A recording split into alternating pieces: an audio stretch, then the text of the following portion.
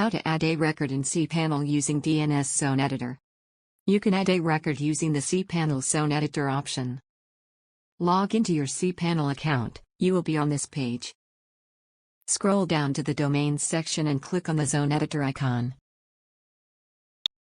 Suppose we want to add a record for domain example.com, then click on the +a record button in front of the domain name under Title Actions. For another domain, click on the +a record button which is in front of that particular domain name. Now enter a name and click somewhere out of the box inside the window. cPanel will automatically add a domain name. For example, just enter a name blog and click. Enter the IP address of the server where you want to point the domain. Click on Add a Record button. That's it. We have successfully added a record for domain example.com. It may take up to 24 hours for the changes to take effect. Thank you for watching.